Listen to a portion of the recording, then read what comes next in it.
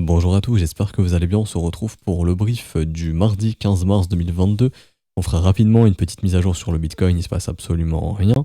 On parlera un petit peu des régulations, mais très rapidement, pour faire vite, parce que ça a eu un non-event sur le marché, donc le marché s'en fout un petit peu. Et on parlera également du marché US qui continue de décrocher, hein. Donc pour l'instant, les assets à risque qui sont un petit peu en PLS, on fera surtout un point GAFAM qui est très important. Parce que les GAFAM tiennent un petit peu les indices, et si les GAFAM lâchent, les indices vont lâcher. Si des indices lâchent, ça peut faire lâcher justement BTC si se corrèle à ce genre de mouvement. Et on parlera de Luna, je fais une mise à jour rapide dessus, méfiance sur le Luna.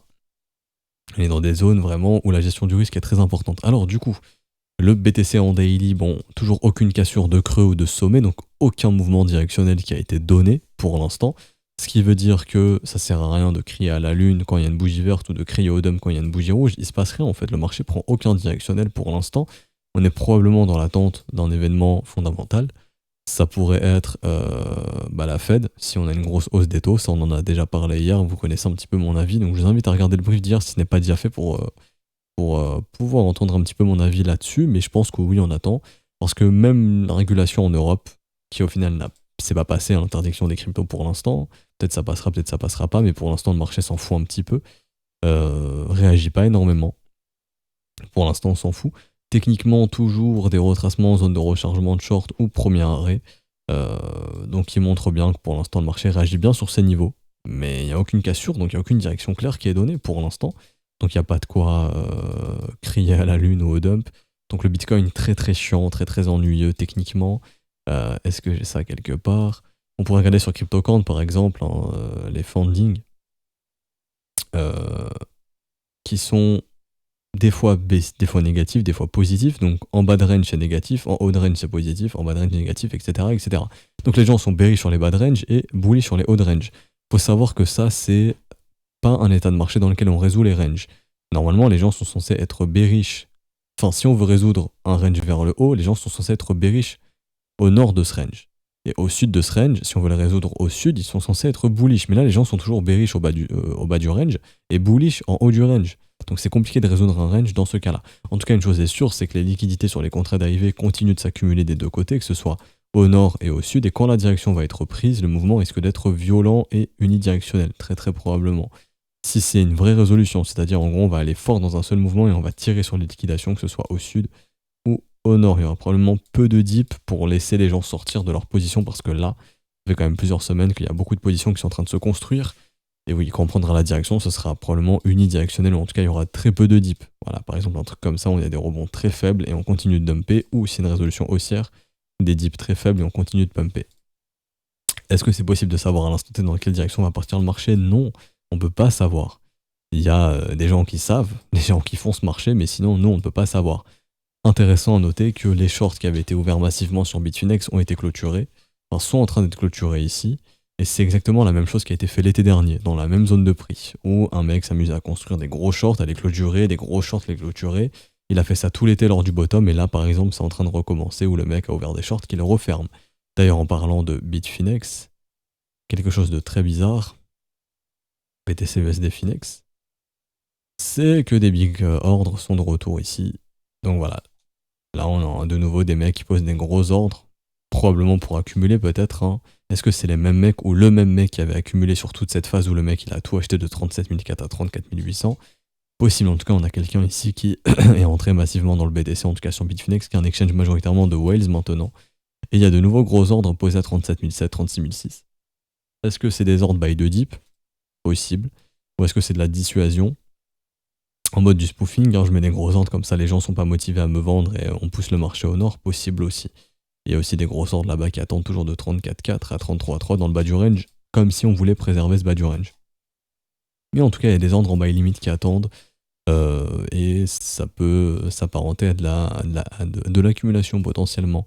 On fait un petit point sur les liquidations parce que c'est les seules choses intéressantes en fait. Toujours des grosses liquidations au sud, hein, donc dans les 36, dans les 39, dans les 33, donc un retour dans le bas du range, je ne serais pas à exclure. Des gros pics de liquidation, donc les plus gros pics sont dans les 27 000 dollars. Donc déjà, on sait que si on résout le range au sud, au minimum on va à 27 parce qu'il y a trop de gros pics de liquidation qui attendent, et je pense qu'il y a un tas de stops aussi qui attendent sous 28 000. Mais Encore une fois, est-ce que c'est rentable pour des market makers d'aller sur ces niveaux? Parce que pour un market maker, si on veut diriger ça, s'il y a des intérêts à aller chercher ces liquidations, il va falloir vendre beaucoup sur le marché spot pour déplacer le prix du spot pour qu'on puisse venir chercher les liquidations sur les contrats dérivés. Euh, et ça coûte de l'argent en fait. Il suffit de regarder les order books comme Coinbase, etc. Ils sont très très très très chargés au sud. Et faut vendre hein, pour faire dumper le prix. Ici. Au nord, il y a des gros trous. Donc chercher des liquidations short, c'est pas trop compliqué, puisque si jamais demain il y a des mecs qui décident de buy market, on peut très vite faire monter ce marché. Mais le truc, c'est que les liquidations au sud, oui, on peut aller les chercher, mais il va falloir vendre énormément. Est-ce que c'est rentable? Je sais pas. On aura la réponse. Si on y va, c'est que c'est rentable. Ou alors, un gros événement bearish qui sort de nulle part, les gens paniquent sell, et là, ça facilite en gros. Si les gens ont peur et vendent au marché, bah, ça facilite le dump, et là, pour aller chercher les liquidations, c'est possible. Mais quoi qu'il en soit, on attend un événement probablement, peu importe. C'est la fête peut-être mercredi ou autre, ou un événement que certains connaissent, et donc ils sont en train d'accumuler un événement bullish où ils sont en train de distribuer parce qu'il y aura un événement bearish. Mais franchement, le marché est complètement ennuyeux en fait, donc il n'y a rien à dire sur le Bitcoin, hein. À part qu'il y a des mecs qui manipulent, qui ont des infos et qui, eux, savent déjà probablement, comme ce mec ici qui construit 4000 BTC en short et qui les clôture derrière. Rien à dire de plus. Techniquement, toujours momentum dans les mains des acheteurs pour l'instant, donc les attaques baissières sont pas trop réalistes, on va dire. Ok. Maintenant, si on a une attaque baissière avec le momentum switch bear, là oui, ça ouvre les portes à totalement défoncer le bas du range. Mais à l'instant T, on va dire que les acheteurs ont toujours le contrôle du momentum. Donc c'est à eux de déclencher en fait le breakout, mais ils le font pas. Ils le font pas. Donc ils ont le momentum, mais ils agissent pas. Et ça, c'est pas bullish. Parce que si vraiment ils avaient le contrôle du momentum, normalement, on devrait voir des breakouts et tenter de retourner vers la résistance. Mais pour l'instant, on le fait pas. Alors qu'il y a une volonté d'accumuler un maximum de shorters ici pour les défoncer d'un coup et aller plus haut, c'est possible. Mais là, à l'instant T, je suis désolé, mais les acheteurs ont le momentum, mais ça donne rien en fait. Ça donne rien du tout. Et d'ailleurs, si on a de nouveaux signaux, je sais pas, dans les prochains jours qu'on fait ça, et que derrière ça déclenche rien du tout, faut vraiment se poser des questions. Mais là, à l'instant T, c'est les acheteurs qui ont le momentum et ça donne rien du tout. Petite excuse pour eux, il est en train de se contracter, donc il y a un gros mouvement qui se prépare, ça on le sait, de toute façon quand il y a une grosse baisse de volatilité, historiquement ça déclenche des breakouts, que ce soit au nord ou au sud, mais encore une fois on ne peut pas savoir. Donc, quels seraient les trades intéressants? Par exemple, sur les options, vous avez la possibilité d'acheter des contrats de volatilité. C'est une chose qui est possible. Ou même sur FTX, il y a des choses qui sont possibles de ce point de vue. Enfin, c'est possible à faire. D'acheter des contrats de volatilité. Et donc, si vous ne savez pas, et c'est ce que font les pros, même il y a certains pros qui ne savent pas dans quelle direction sera le marché, ce qu'ils font, c'est qu'ils achètent juste des contrats de volatilité. On ne sait pas dans quel sens ça va aller, mais on achète de la volatilité. C'est possible. Alors, hop. Et donc j'ai fini pour le Bitcoin, franchement, rien d'autre à dire de plus. Rapidement, court terme, divergence haussière, mais vous voyez, ça donne rien du tout. Un petit rebond, et encore. Qui dit divergence dit range, donc le range il est là. Si on a du W, pourquoi pas reprendre une direction haussière, mais franchement, pour l'instant c'est très très faible, même les volumes sont hyper dégueulasses, il n'y a rien à commenter de plus. Alors du coup là c'est le marché US qui est hyper intéressant. On a une action Coinbase qui n'arrive pas à bottom, des actions Riot qui ne redéclenchent rien, des actions Mara qui ne redéclenchent rien, mais bon ça encore on s'en fout. Ce qui est vraiment intéressant c'est le S&P 500 qui est toujours pas bullish, donc toujours je pense en attente du discours de la Fed pour prendre une vraie direction. Non, je voulais pas prendre ça. NQ1, mais c'est lui. Le Nasdaq a été faire un plus bas sur le futur ici. Là, on a fait un nouveau plus bas. Ça, c'est pas bon signe non plus, à part si c'est qu'une chasse au stop. Mais surtout, le vrai problème, c'est les GAFAM. Donc les GAFAM qui tiennent les indices, mais si les GAFAM lâchent, les indices vont lâcher aussi. Et quand je vois un Apple qui est en train de confirmer, si on clôture ainsi là, vendredi soir, un M-Weekly, c'est vraiment pas bullish. Enfin, il suffit de regarder comme ça, M. Là, il y a clairement une inversion dynamique qui se met en place sur Apple. Il y a clairement un top et un risque de décrochage sur Apple qui se met en place. Si Apple décroche, et d'ailleurs ici un cross du biais également, ça c'est pas bon. Si Apple décroche, S&P peut décrocher plus, les Nasdaq, etc. peuvent suivre. Également, Alphabet, si j'y arrive. Donc Google, pareil. C'est moche. Et on est en weekly ici, hein. Ça c'est des signes de top. Enfin, c'est des signes de retracement des assets qui peuvent retracer, hein. Et juste, on prend le précédent mouvement, un premier arrêt, ça fait revenir Google à 2200$. Ça fait perdre 300$. Ce qui lui fait perdre quasiment 10%, c'est ça, 10%. Un Google qui perd 10%, un Apple qui perd, je sais pas, entre 5 et 10, des Amazon qui suivent, ça fait plonger les indices. Si les indices plongent, il y a un risque pour les crypto-monnaies. Amazon, pareil, c'est très moche ici, mais voilà. Les M commencent à arriver. Facebook, par exemple, c'est déjà arrivé aussi. Là, vous voyez, Facebook, il y a eu les M. Regardez-moi le décrochage. Je sais pas si ça va arriver, hein, mais il y a des assets qui l'ont, enfin, il y a des actions qui l'ont déjà fait. PayPal, pareil. Les M, wow, le décrochage. Est-ce que les gars, est-ce que les Apple, les Amazon, les machins, c'est les prochains à faire ça? Peut-être. Est-ce qu'on n'a pas un gros événement là d'actions qui vont littéralement se faire défoncer, qui vont traîner les indices au sud et donc les crypto-monnaies qui vont se corréler à ça? C'est possible. Je dis pas que ça va arriver, mais quand je vois les charts, ça me donne pas envie du tout d'être bullish sur des assets comme Apple, etc. Techniquement. Là, il n'y a plus de raison d'être bullish lorsque ces M-top se forment ici. Depuis qu'on a clôturé déjà encore de chandelles sous 60, c'est moche. Mais là, si vraiment on s'installe sous la mèche également, c'est pas beau. À part si c'est regagné in extremis, c'est qu'on fait un truc comme ça, pourquoi pas.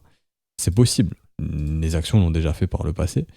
Mais là, franchement, c'est très très très très dangereux d'être hyper investi sur les GAFAM, si je puis dire. Et tous les ETF qui tournent autour des stocks également. Donc voilà, le bilan de cette vidéo, enfin de ce brief, c'est risque de GAFAM, donc des grosses actions qui lâchent. D'ailleurs, Tesla aussi est au bord du gouffre. Là, ça commence à être moche. Tesla qui, pareil, a déjà fait ses M-top, continue de faire du M. Donc on a changé les dynamiques en weekly sur des actions comme Tesla. Très dangereux dans un monde où, quand même, on retire des liquidités du marché, on imprime moins, on peut augmenter la hausse des fonds, on peut hausser les taux encore plus, l'inflation est à son paroxysme, donc faut agir. Est-ce qu'on va sauver tout ce beau monde et dire bon, on va pas trop agir et puis tant pis le dollar, dévaluons le dollar, mais au moins sauvons les actions et les indices? Possible. Mais là, actuellement, quand on voit les marchés, l'or dump, le pétrole dump, les actions dump, les indices dump, le dollar index dump, l'argent il va où? L'argent il doit retourner en cash. Par exemple, même le dollar index, c'était le dollar index ici, je crois. Non, c'était le S&P. Et je vais remettre le S&P. Mais même là, le dollar index, soit il est en train de faire une méga consolidation et on va voir le dollar exploser, soit l'argent va même sortir du dollar et à ce moment-là, c'est l'euro qui va regagner de la valeur. Mais l'argent, il va où? Ou est-ce qu'on n'est pas en train de retirer des liquidités de tous les marchés, que ça va partir en cacahuète sévère, et que et l'argent va aller, enfin, on rigolait avec les élèves tout à l'heure, mais ça va peut-être aller dans le blé, dans les céréales, on sait pas, hein. Mais ouais. Quand je vois aucun marché performer, là, je me pose des questions, en fait. Crypto, ça performe pas, indice, ça performe pas, action, ça performe pas, c'est au bord du gouffre. Le pétrole qui se fait méchamment retracer, l'or qui se fait méchamment retracer, l'argent va où? C'est une question qu'on se pose.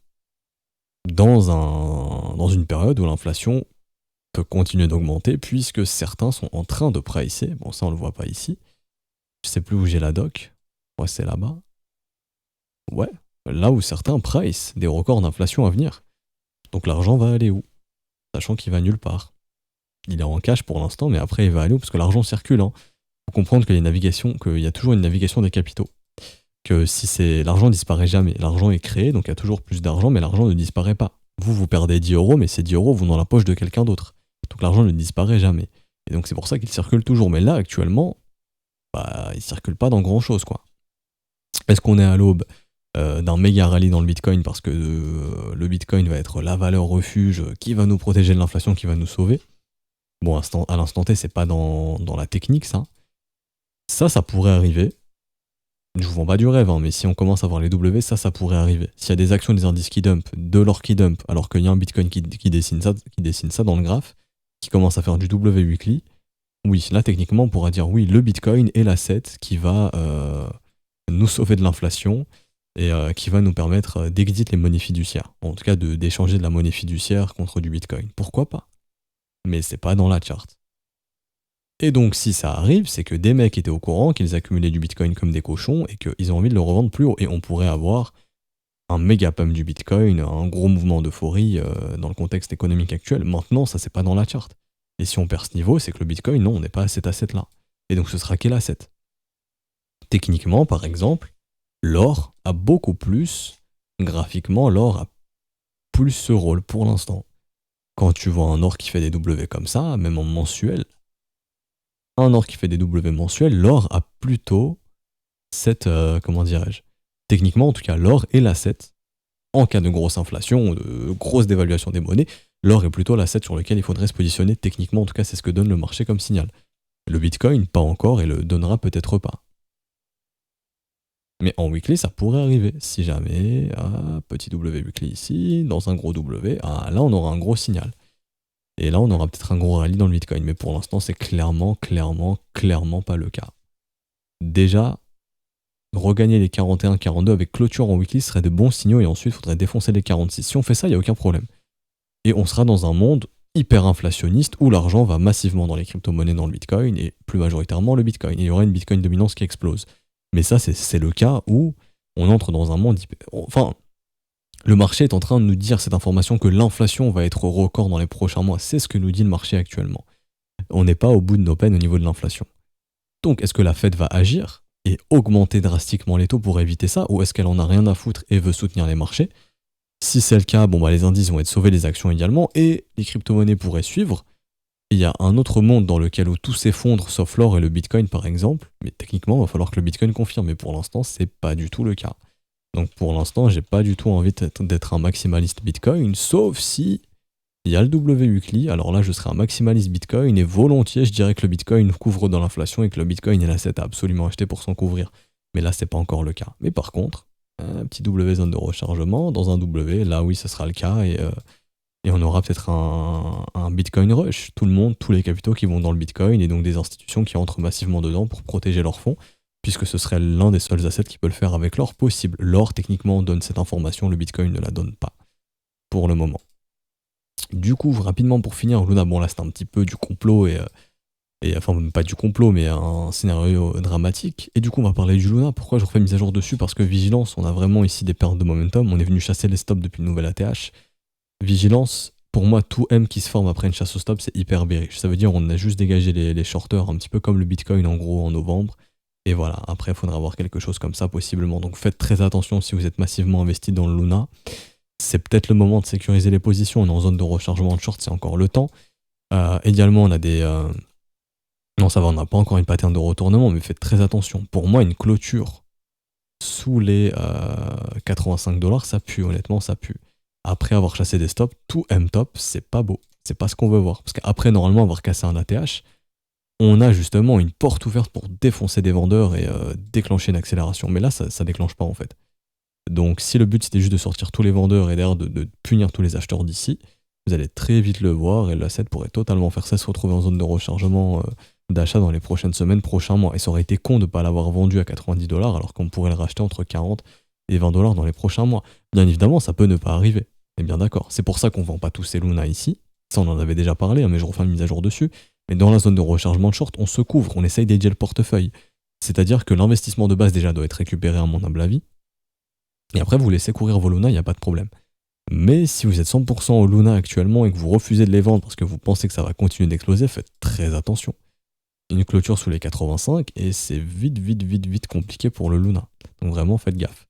Sinon, à l'instant T, je vois pas de pattern de retournement encore. Les spreads continuent d'être négatifs, ce qui veut dire que ce marché continue d'être shorté massivement. Mais pourquoi ça déclenche pas le short squeeze? C'est ça le problème. Et d'ailleurs, ici, divergence baissière qui commence à se former. Elle est confirmée en fait.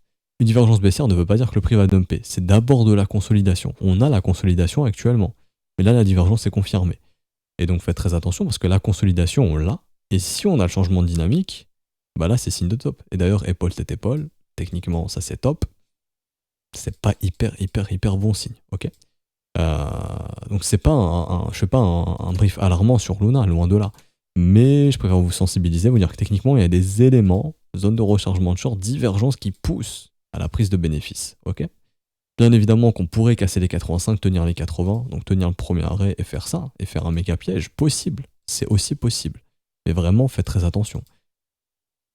En fait, sécuriser les positions, c'est juste ce que je veux dire. Et que si jamais le M se forme après la chasse au stop, il y a un risque de top et un risque de retracement de ce mouvement, et peut-être même d'aller plus bas derrière, donc faites très attention, ce serait con d'holder un truc qui vous a fait... qui vous a offert l'opportunité de revendre à l'ATH en fait. Un petit peu comme le BTC ici, où ça a été la même pattern. C'est-à-dire que Bitcoin a fait la même chose. Bitcoin ici est venu faire un nouvel ATH, on est venu refaire un nouvel ATH derrière, sauf que ensuite c'est passé quoi? Il s'est passé, je vais juste faire retour, il s'est passé M-top, et ça c'est très bearish. Lorsqu'un asset fait un ATH mais que derrière il fait du M-top, c'est pas bon. Là c'est un signal alarmant ici. bah Luna, ça peut être exactement la même chose. Donc vigilance sur Luna. Pas tout vendre, mais au moins se hedger. Se hedger, c'est quoi? C'est peut-être prendre 30% de profit, 50%, récupérer l'investissement de base. Comme ça, j'ai des Luna gratuits. Si Luna monte, je peux les revendre. Si Luna chute, j'ai récupéré mon investissement, je peux racheter plus bas. Et je serais bien content d'accumuler mon Luna. Mais là, il y a vraiment des signaux quand même de consolidation et peut-être plus si on perd les 85$, donc faites attention. On va s'arrêter ici pour aujourd'hui, j'espère que ça vous aura plu. Si c'est le cas, n'hésitez pas à laisser un petit pouce bleu, vous abonner si ce n'est pas déjà fait. À nous rejoindre sur Discord, je mets le lien en description et en commentaire. Il y a des ressources gratuites sur le Discord, n'hésitez pas à nous rejoindre. Si vous souhaitez poursuivre plus et nous rejoindre dans l'école et assister au brief privé que je fais avec les élèves tous les matins, avant le brief YouTube et dans lequel on voit beaucoup plus de choses, n'hésitez pas à nous rejoindre via les modalités crypto à ce stade du mois, donc tout ce qui est paiement, BNB, Ethereum, USDT. Les réseaux actuellement sont tous corrects au niveau des frais, même le réseau Ethereum, mais sinon privilégiez le réseau BEP20 qui offre les meilleurs frais actuellement. Si vous avez une quelconque question, n'hésitez pas à la poser en commentaire, on pourra vous répondre, enfin en commentaire de cette vidéo, je vous répondrai sinon sur le Discord directement à un des professeurs, on est en haut à droite, on est connecté, vous pouvez nous envoyer un message et si vous avez déjà procédé au paiement, vous pouvez envoyer le TXID, donc l'identifiant de la transaction, à tous les professeurs, le premier qui le voit, il le valide et comme ça vous avez votre rôle très rapidement. On se retrouve demain matin pour une prochaine update, n'hésitez pas à mettre en commentaire les assets que vous voulez que j'analyse ou des assets sur lesquels on peut faire des mises à jour, n'hésitez pas à m'envoyer tout ça. Bonne journée à vous, on se retrouve demain, ciao ciao.